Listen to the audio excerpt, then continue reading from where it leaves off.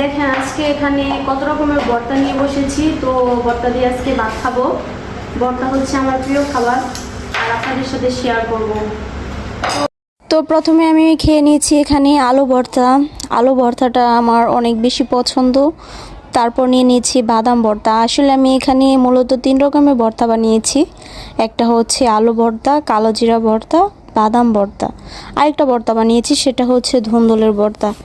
তো সবগুলা ভর্তা এক এক করে আমি খেয়ে নিব। আসলে ভর্তা আমার এতটা বেশি পছন্দ, কি বলবো। তো ভর্তা দিয়ে ভাত খেয়ে নিচ্ছিলাম। আসলে আমি এখানে রিয়েল ভয়েস রাখতে চেয়েছিলাম, বাট নয়েজের জন্য আর রাখতে পারলাম না, অনেক বেশি নয়েজ ছিল। আমার মতো আপনাদের কার কার ভর্তা অনেক বেশি পছন্দ? আমার তো ভর্তা অনেক বেশি পছন্দ। আসলে একটা সময় ছিল আমি ভর্তা একেবারেই খেতে পারতাম না। তারপর আমি এখানে ডালও রান্না করেছিলাম, সেটা হচ্ছে ঘন ডাল মসুরের।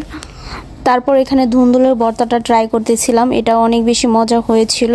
আর ভর্তা আর ডাল দারুণ কম্বিনেশন, তাই না? ভর্তা দিয়ে ডাল খেতে ভালোই লাগে আমার কাছে। কার কাছে কেমন লাগে কমেন্ট করে জানাবেন। তো আজকের ব্লগটা এখানেই শেষ করছি। সবাই ভালো থাকবেন, সুস্থ থাকবেন। আল্লাহ হাফেজ।